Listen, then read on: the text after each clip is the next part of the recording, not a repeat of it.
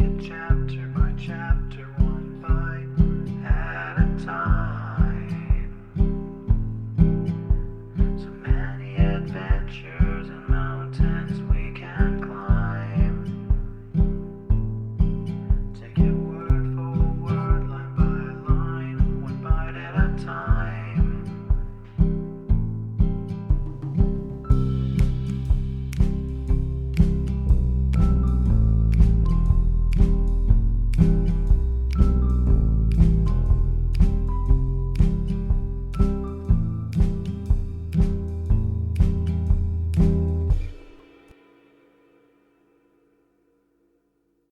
Welcome to Bite at a Time Books, where we read you your favorite classics one bite at a time. My name is Bree Carlile, and I love to read, and wanted to share my passion with listeners like you. If you want to know what's coming next and vote on upcoming books, sign up for our newsletter at biteatatimebooks.com. You'll also find our new t-shirts in the shop, including podcast shirts and quote shirts from your favorite classic novels. Be sure to follow my show on your favorite podcast platform so you get all the new episodes. You can find most of our links in the show notes, but also our website, biteatatimebooks.com, includes all of the links for our show, including to our Patreon to support the show, and YouTube, where we have special behind the narration of the episodes. We're part of the Bite at a Time Books Productions Network. If you'd also like to hear what inspired your favorite classic authors to write their novels, and what was going on in the world at the time, check out the Bite at a Time Books Behind the Story podcast, wherever you listen to podcasts. Please note, while we try to keep the text as close to the original as possible, some words have been changed to honor the marginalized communities who've identified the words as harmful, and to stay in alignment with Bite at a Time Books' brand values. Today we'll be continuing Les Miserables by Victor Hugo. Chapter 8. Billows and Shadows. A man overboard. What matters it? The vessel does not halt. The wind blows. That somber ship has a path which it is forced to pursue.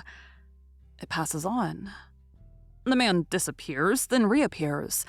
He plunges, he rises again to the surface. He calls, he stretches out his arms. He is not heard. The vessel, trembling under the hurricane, is wholly absorbed in its own workings. The passengers and sailors do not even see the drowning man. His miserable head is but a speck amid the immensity of the waves. He gives vent to desperate cries from out of the depths. What a specter is that retreating sail? He gazes and gazes at it frantically. It retreats. It grows dim. It diminishes in size. He was there, but just now he was one of the crew. He went and came along the deck with the rest. He had his part of breath and of sunlight. He was a living man. Now what has taken place? He has slipped. He has fallen. All is at an end. He is in the tremendous sea. Underfoot, he has nothing but what flees and crumbles.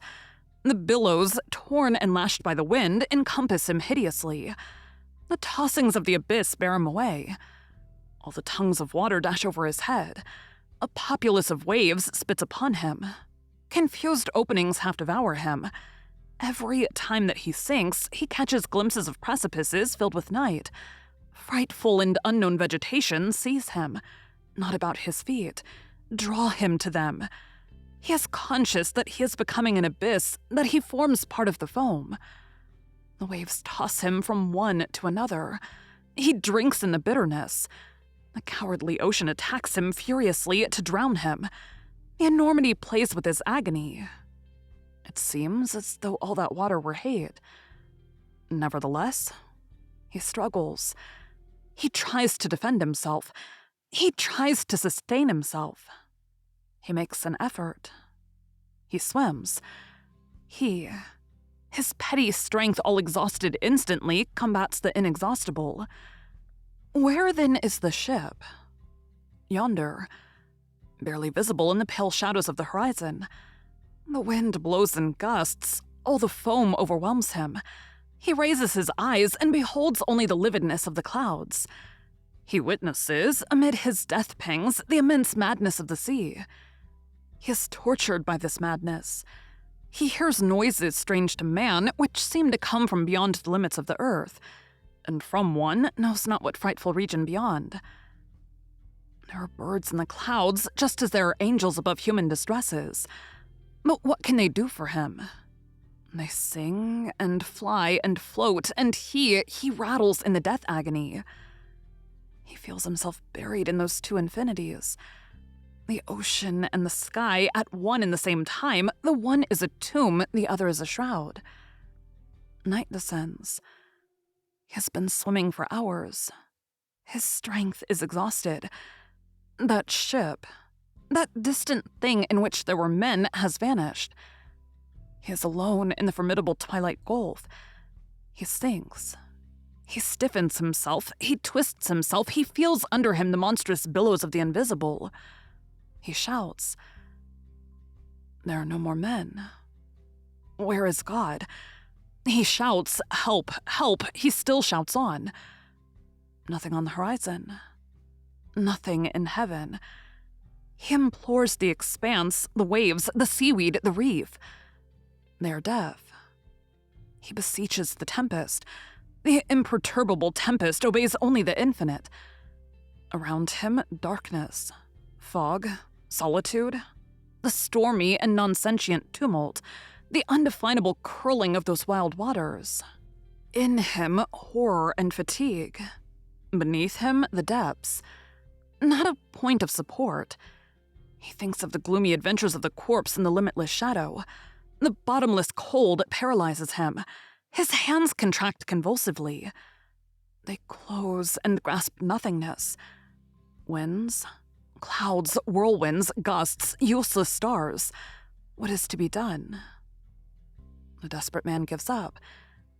He is weary. He chooses the alternative of death. He resists not. He lets himself go. He abandons his grip. And then he tosses forevermore in the lugubrious, dreary depths of engulfment. Oh, implacable march of human societies. Oh, losses of men and of souls on the way. Ocean into which falls all that the law lets slip. Disastrous absence of help. Oh, moral death.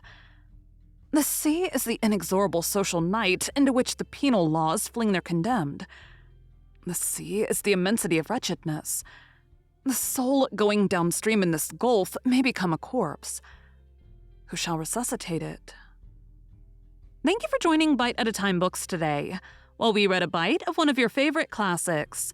Again, my name is Bree Carlile, and I hope you come back tomorrow for the next bite of Les Miserables. Don't forget to sign up for our newsletter at biteatatimebooks.com and check out the shop. You can check out the show notes or our website, biteatatimebooks.com, for the rest of the links for our show. We'd love to hear from you on social media as well.